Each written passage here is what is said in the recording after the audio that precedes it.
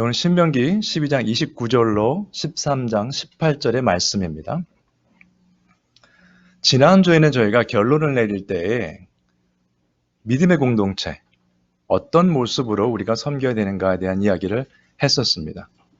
베드로전서 4장을 통해서 우리가 은사를 받은 대로 선한 청지기 같이 봉사하라. 선한 청지기, 청지기는 뭐죠? 내가 오너가 아닙니다. 하나님께서 주신 거, 맡겨주신 달란트를 가지고, 물질이면 물질, 내게 주신 재능이면 재능, 그러한 것들을 가지고 섬기라는 거죠. 그러면 이번 주에는 오늘 본문을 통해서 진리의 말씀대로 정직하게 행하라라는 주제를 가지고 말씀을 상고해 보도록 하겠습니다. 진리의 말씀대로 행하는 것이 중요한데 어떻게 행하는 것이 중요한가? 정직하게 행해야 된다는 것입니다. 제가 얼마 전에도 선교 사역이나 교회 목회 사역들 이야기를 했었습니다.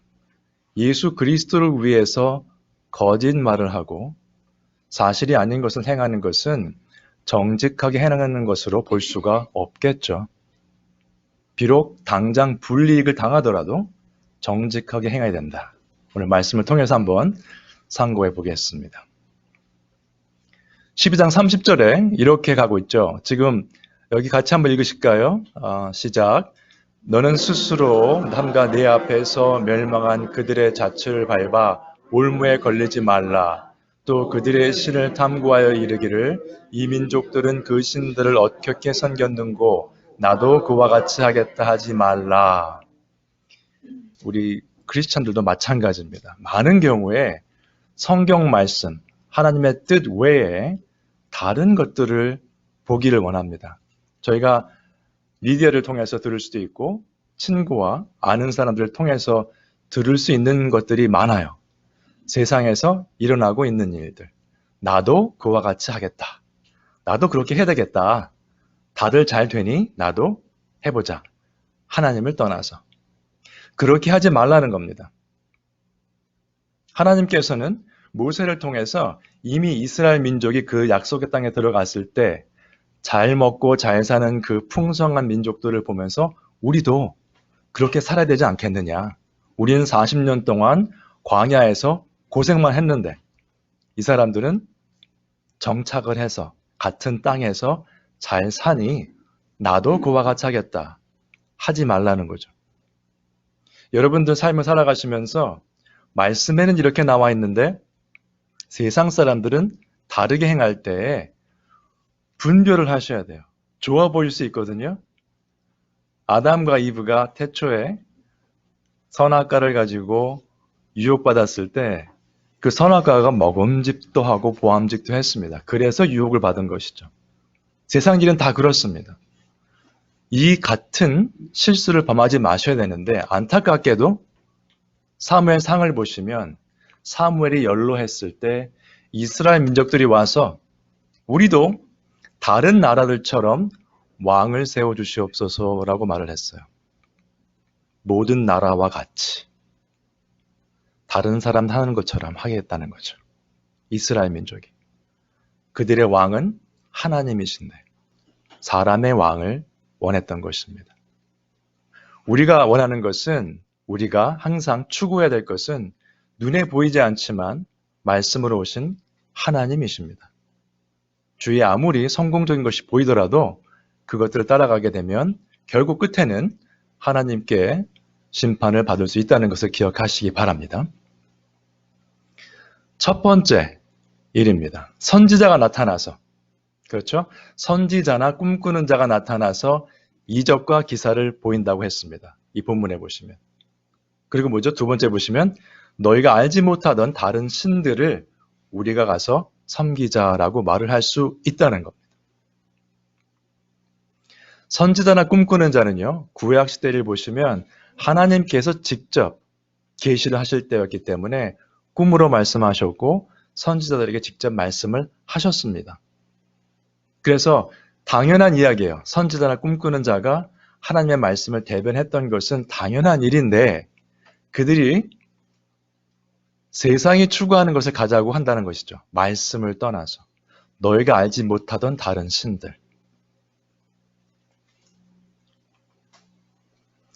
안타까운 것은 교회 밖에서 누가 나타나서 이렇게 하자는 것을 하는 경우도 있지만 너희 중에 선지자나 꿈꾸는 자가 있을 수 있다는 겁니다. 하나님을 떠나자고 하는 사람이. 교회 아니겠죠. 교회 안에도. 목회자조차도 말씀을 떠나서 세상의 철학과 성공 사례들을 가지고 설교를 하는 것을 종종 보실 수 있습니다. 물론 예를 들을 수는 있겠죠. 그러나 그것들 위주로 늘 설교를 한다면 청중들을 향해서 말씀을 떠나서 세상의 일들을 쫓아갑시다 하는 것과 같은 맥락으로 보실 수 있겠습니다. 같이 신앙생활 하더라도 형제자매로서 교회에서 말씀하시는 거 그거 듣는 것보다 이거 좋은 쇼가 있으니 같이 보자. 뭐 가끔 엔터테인먼트 가능하겠지만은 그쪽으로 간다는 것도 조심하셔야 될 일입니다. 같은 본문을 좀 보겠습니다. 그들이 어떤 사람들인가? 능력이 있는 사람들이었어요. 그 선지자와 꿈꾸는 자들은 이적과 기사를 베풀고 그 이적과 기사가 이루어졌던 사람들입니다. 능력이 있는 사람들이었어요. 우리가 볼 때는 그 사람들의 말을 들을 수 있는 그런 사람들이었죠. 그렇게 되면 어떻게 될까요? 우리가 흔히 볼 수 있었던 한 10여 년 전, 20여 년 전에 많이 있었던 그런 일이죠. 가능하지만, 하나님께서 역사하시면 가능하지만 그 목회의 주류가 예를 들어서 치유의 은사로 간다. 병 고치는 쪽으로 가는 목회를 하는 사람들이 있었어요. 미국 교회에도. 대형 교회 중에. 사람들 다 넘어지고 뭐 병 고칩니다. 가능하지만 그 위주로 간다는 것은 우리가 선지자를 쫓아가는 것입니까? 아니면 하나님을 쫓아가는 것입니까? 그 교회에서 사역하는 그 목사, 치유의 은사가 있는 목사를 따라가는 것이지 그가 선포하는 하나님을 쫓아가는 게 아니란 말이죠. 여러분들은 신앙생활 하시면서 어떤 특정한 목회자를 신봉하십니까? 아니면 그 사람들이 선포하는 하나님의 말씀을 믿고 따라가십니까? 그래서 그런 선지자나 꿈꾸는 자의 말은 듣지 말라, 청종하지 말라라고 말씀하고 계십니다. 그러면 교회가 쫓아가야 될 것은 누구냐? 당연히 예수 그리스도시죠. 예수님께서 어떻게 하셨습니까? 누가복음 24장에 보시면은 엠마오로 가는 두 제자의 일들이 나옵니다. 거기에서도 예수님께서 다른 거 안 하셨어요. 성경에서 나오는 자신에 관한 내용을 자세히 설명하셨습니다. 그러면 그것은 성경 공부니까 제껴놓고 다른 거 하겠습니까? 아니죠.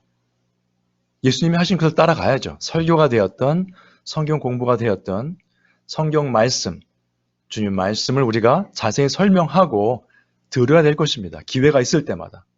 그리고 예수님께서 하셨던 지상 명령, 다 아시는 부분이죠? 내가 너희에게 분부한 모든 것을 가르쳐 지키게 하라. 가르쳐서 지키게 하라는 겁니다. 제자를 만들어서. 그러면 교회의 사역은 뭡니까? 예수님의 유언과 같은 명령인데 다른 거 하느라고 바쁠 수 없다는 거죠. 예수님께서 말씀하신 것, 신구약에 나오는 모든 성경 말씀을 우리가 자세히 가르쳐서 듣는 이들로 하여금 그것을 지킬 수 있도록 하는 것이 구약의 선지자, 신약의 제자들, 지금 우리 시대를 살아가는 목회자와 주님 안에서 함께 사역하는 형제 자매님들의 삶의 목적이 되어야 할 것입니다. 그러면 구체적으로 어떻게 성경에 나와 있는가? 선지자 얘기를 했기 때문에 사역을 하고 있는 목회자 예를 들겠습니다. 성경에서 나오는 감독의 조건, 디모데전서 3장에 나오는 것은 감독, 장로, 목사 모두에게 해당되는 이야기입니다. 다른 직책이 아니고요. 단어는 비록 다르지만 같은 직책으로 보셔야 돼요. 그래서 미국 교회에서는 특히 장로교회에서는 그냥 장로라고 부릅니다. Teaching elder예요. 가르치는 장로. 그게 우리가 흔히 말하는 목사죠. Ruling elder는 지금 우리가 말하는 장로님들, 목사는 아니지만은 교회 일을 보시는 장로님들을 그렇게 얘기를 합니다. 두 사역을 다 엘더로 보고 있습니다. 맞는 표현이고요. 그러면 장로, 목사, 감독의 조건 중에 어떤 것이 있는가? 신중해야 될 것이고, 단정하며 나그네를 대접하며 가르치기를 잘하며. 뭐를 가르치는 거죠? 말씀을 가르치는 거죠. 세상 철학이 아니고 말씀을 가르치는 겁니다. 예수님의 뜻을 따라서. 디도서에도 비슷한 이야기가 나옵니다. 바른 교훈으로. 바른 교훈은 뭐죠? 영어 성경에는 sound doctrine이라고 되어 있어요. sound doctrine. sound 하면은 바르다는 뜻이 있지만은 원래 헬라어에는 건강하다는 뜻이 있습니다. 하이진이라는 단어가 거기서 나왔습니다. 건강한 교훈. 우리 영적으로 도움이 되는, 우리 영을 건강하게 하는 그러한 교훈이다. 그러한 교훈을 가지고 나의 경험이나 나의 지식이 아니고 그런 교훈을 가지고 권면하고 책망하는 것이 교회에 나이 드신 분들 혹은 감독, 장로, 목사의 역할이어야 한다는 것입니다. 여러분들 그동안 많은 교회를 다니셨고 저희 교회에서 한참 동안 신앙생활 하셨습니다마는 교회 특성이 다 있습니다. 어떤 교회는 그냥 친교를 많이 하는 곳도 있고요. 어떤 교회는 제가 듣기로 여행을 또 많이 하는 교회도 있다고 하더라고요. 작은 교회인데 가능한가 봐요, 그게. 저희 교회는 어떻게 알려져 있을까요? 말씀만 강조하는 교회로 알려져 있죠. 네. 어떻게 보면 말씀만 하기도 바쁩니다, 사실. 성경 말씀만 전해드리기도 바빠요. 그래서 다른 것을 한다는 것이 물론 가능하면 할 수 있겠지만은 목회의 초점이 어디냐? 디모데 전서와 디도서에서 말했던 감독 장로의 조건처럼 말씀을 가르치고 배우는 그런 교회가 계속 될 수 있기를 축원드립니다. 그러면 건강한 교회는 결론적으로 이렇게 나올 수 있겠죠. 에베소서 4장을 보시면 물론 이 부분은 하나님께서 주신 달란트에 관한 부분입니다. 은사에 관한 부분인데 어떻게 나왔느냐? 왜 은사가 주어졌는가? 같이 한번 읽으시죠. 시작. 우리가 다 하나님의 아들을 믿는 것과 아는 일에 하나가 되어 온전한 사람을 이루어 그리스도의 장성한 분량이 충만한 데까지 이르니. 하나님의 아들을 믿는 것과 아는 일에 하나가 된다라고 되어 있습니다. 교회가 하나가 되는 것은 하나님의 아들을 믿는 것, 예수 그리스도를 믿는 것과 하나님을 알아가는 것, 그것으로만 하나가 될 수 있어요. 취미가 비슷하다고 하나가 되는 것이 아닙니다. 성향이 비슷하다고 교회가 하나가 되는 것이 아니에요. 예수 그리스도를 믿고 알아가는데 하나가 되어야 그 교회는 진정한 교회가 될 수 있습니다. 여러분 좀 주위를 보시면 연령대가 다 다르시고요. 백그라운드가 다 다르세요. 네. 삶의 어떤 그 모습이 다 다르십니다. 우리가 하나가 될 수 있는 것은 세상적인 기준으로는 불가능하다는 거죠. 아무리 사랑을 하는 사람들이 만나서 결혼을 해도 티격태격합니다.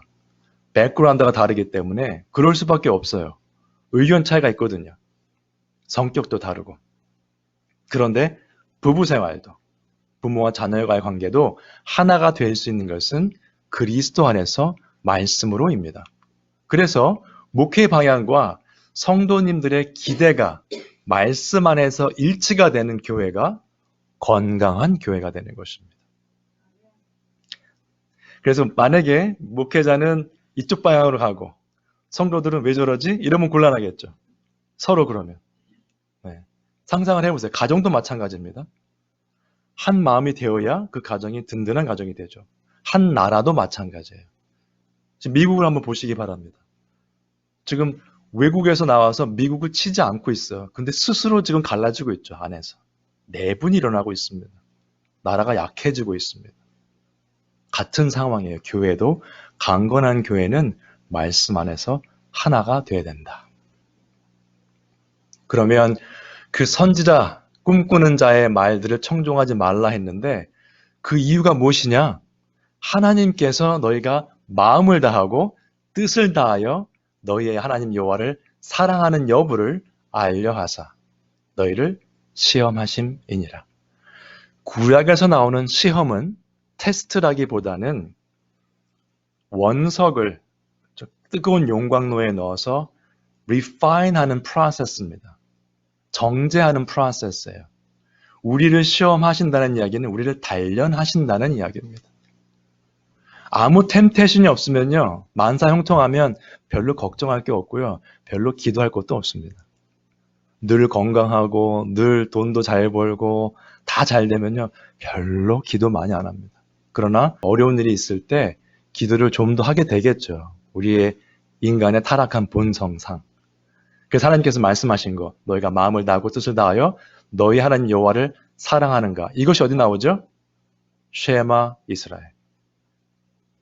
신명기 6장 4절 5절에 나오는 말씀이죠. 바로 그 말씀을 우리가 지키고 있는가, 지킬 수 있도록 우리를 단련시키신다. 그렇게 보시면 되겠습니다.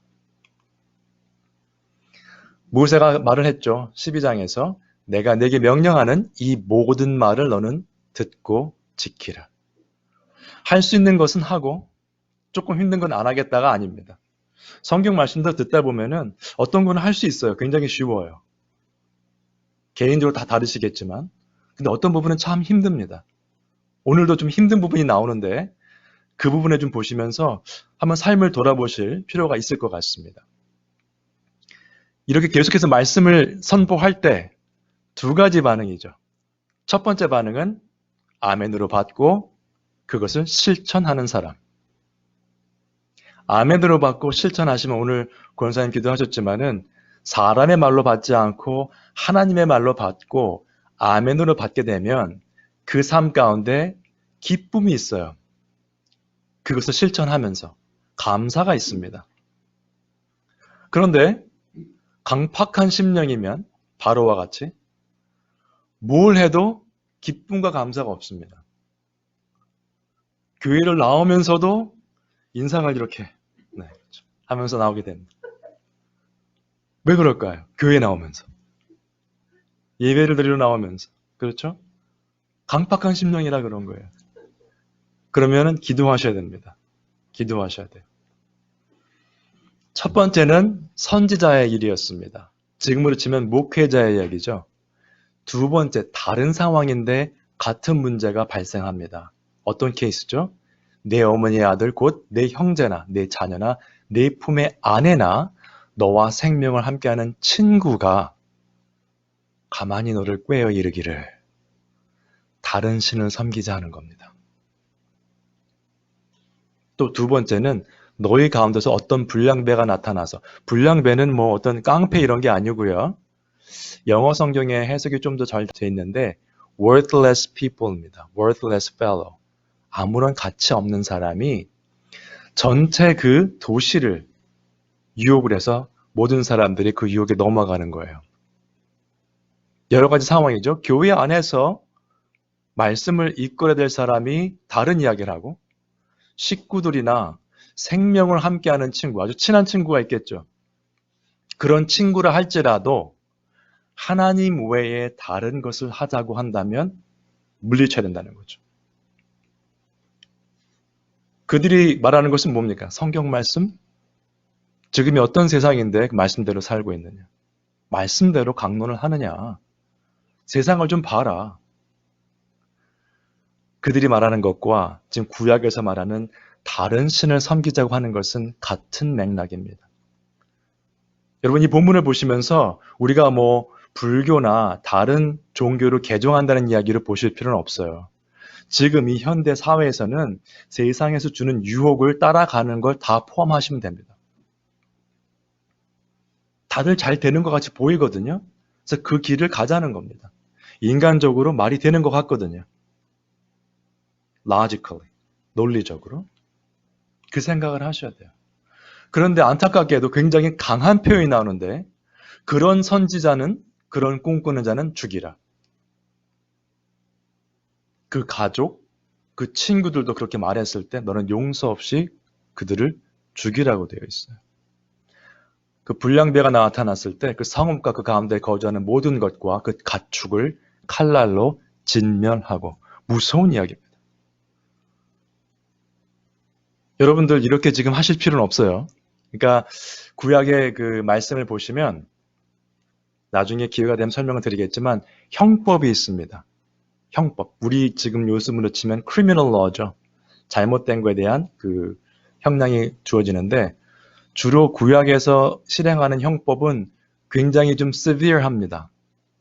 돌로 쳐 죽여라 뭐 이런 표현이 많이 나오거든요. 근데 일반적인 성경의 해석상 형법에 관한 것은 우리가 지금 현재 적용을 하지는 않습니다. 그런 식으로 따지면은 지금 살아남아 있는 사람이 거의 없을 거예요. 왜냐하면 부모에게 불순종한 아이들도 돌로 쳐 죽이게 되어 있습니다. 어떻게 될까요? 네, 큰일 납니다. 어쨌거나 그건 해석의 문제지만은 근본적인 문제가 뭐냐면 이렇게 말을 하는 사람들의 문제가 뭐냐면 우리에게 우리가 살아 있어야 될 이유와 목적을 상실하게 만들어요.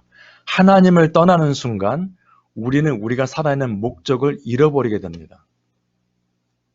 조금 이따 설명을 더 드릴게요. 그래서 이 어려운 표현인데 이 표현과 신약에 나오는 누가복음에 나오는 표현과 같이 보실 필요가 있어요. 많은 사람이 예수님을 쫓아갔는데 예수님께서 뭐라고 하셨습니까? 내게 오는 자가 자기 부모와 처자와 형제와 자매와 더욱이 자기 목숨까지 미워하지 아니하면 능히 내 제자가 되지 못한다. 그러면 미워하라는 뜻은 아니죠. 너희 식구를 다 미워하면 제자가 될 것이라는 뜻은 아니에요. 어떤 뜻일까요? 아무리 내가 사랑하는 사람이라도 하나님의 말씀에 빗대어 볼 때 그 말씀을 떠나게 하는 생각과 말을 하는 사람이라면 그 관계를 끊어야 된다는 겁니다. 아, 그래도 어떻게 이렇게 합니까? 어떻게 이렇게 합니까? 라는 생각을 계속 하기 때문에 우리는 말씀대로 살지 못하는 겁니다. 어떻게 우리 가족이 먼저지 교회가 먼저입니까? 하니까 사랑의 공동체가 하나님께서 말씀하시는 성경적인 믿음의 공동체가 이루어지지 않는 것이에요. 언제나 내 식구가 먼저거든요. 우리는. 그래서 믿음의 공동체와 가족 혈육을 나눌 필요는 없지만은 믿음의 공동체 안에 내 가족이 들어있고 믿음의 공동체 안에 내 친구가 들어있다면 얼마나 좋겠습니까? 그렇게 될 수 있도록 전도를 하셔야죠. 만약에 믿지 않는 식구들이 있다면 내치시라는 것이 아니라 그렇게 보셔야 될 것 같습니다. 어려운 본문이지만은 네. 그러면 이게 그렇게 큰 죄인가라고 반문하실 수 있어요. 아니 그렇게 큰 죄인가? 뭐 삶의 목적까지 잃어버리는 그러한 죄인가?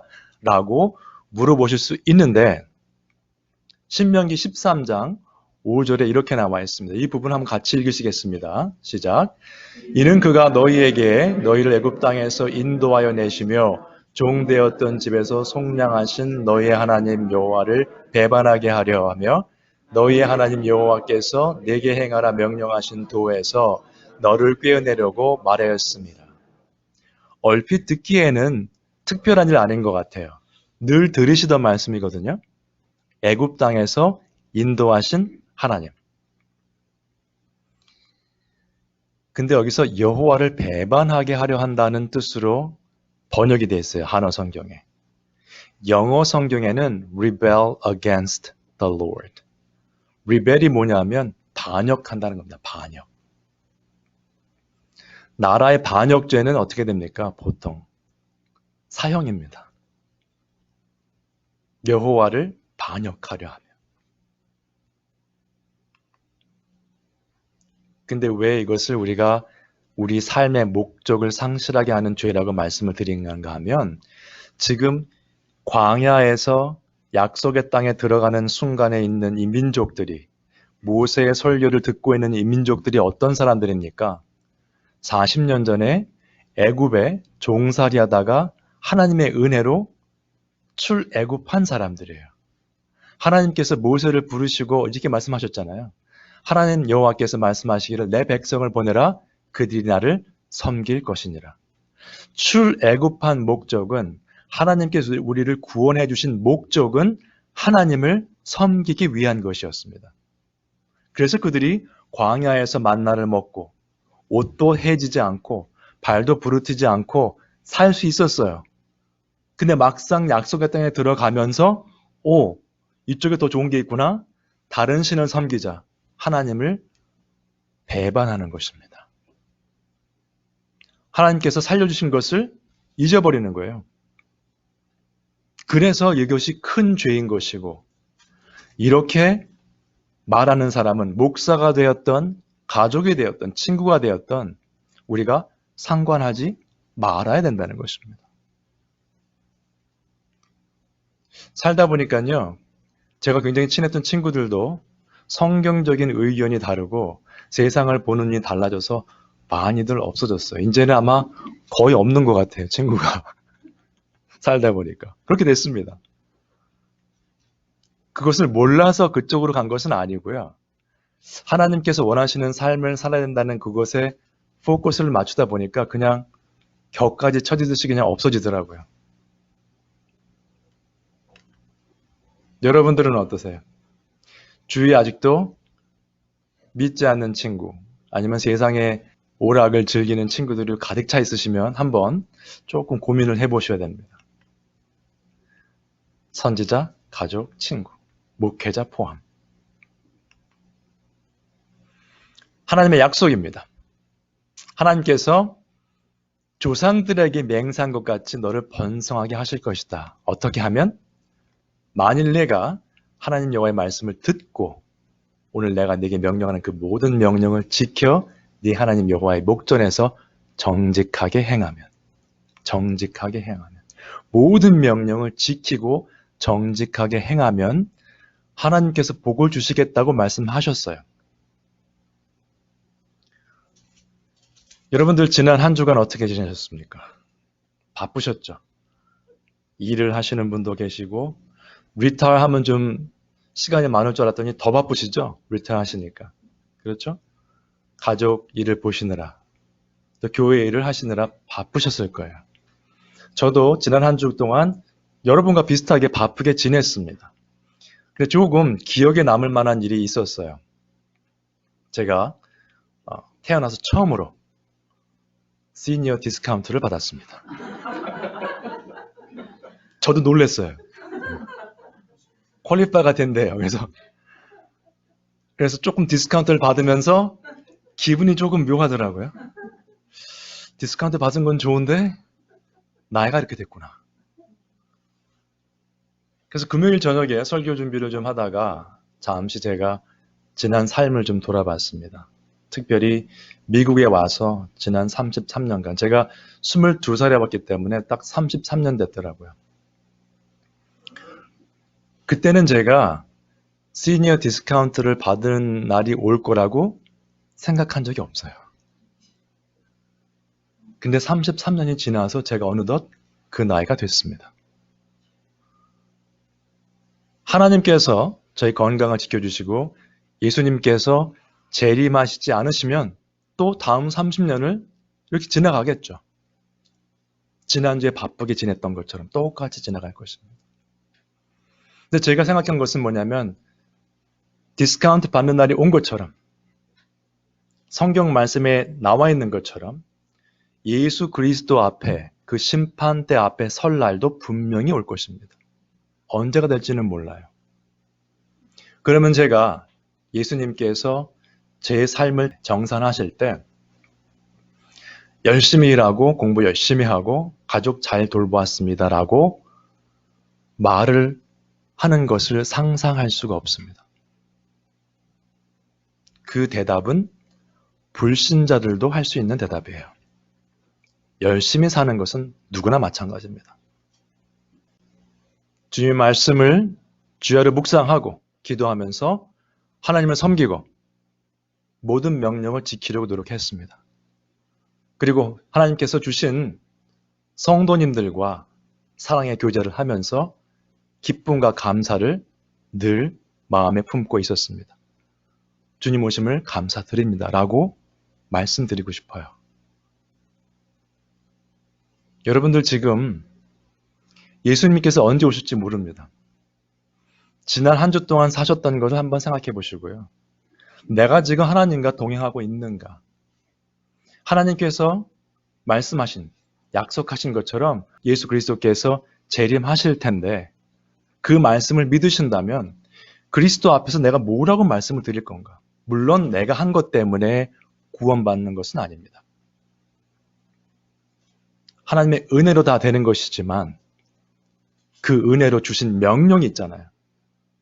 내게 명하는 그 모든 명령을 지키라라고 말씀하시고 정직하게 행하라고 말씀하셨는데 내가 삶 가운데 지난 한 주간, 지난 1년간, 10년간 내 삶 동안 어떻게 살아왔으며 앞으로 그리스도 오시는 그날까지 어떻게 살 것인지를 한번 생각해 보셔야 되겠습니다. 이건 현실입니다, 여러분. 시니어 디스카운트 받는 거 저는 놀랬지만은 정신이 번쩍 나더라고요. 아, 시간은 이렇게 지나가는구나. 33년 됐는데요. 정말 짧은 느낌이 들어요. 벌써 그렇게 지났구나. 앞으로 30년 건강하게 살더라도 금방 지나갑니다. 여러분, 우리는 영혼을 보고 사는 사람들입니다. 하나님께서 약속하신 영생을 소유한 사람들이에요. 지금 눈에 보이는 일 때문에 낙심하지 마시고요. 기쁨과 감사로 주어진 환경에서 감사하시고 자족하시고 그리고 맡겨주신 예수님의 몸된 교회를 섬기시면서 정말 뜻깊게 기쁨으로 감사함으로 사셔서 주님 만나실 때 주님께서 착하고 충성된 종이라고 칭찬하실 수 있는 우리 모두가 되시기를 주님의 이름으로 축원드립니다.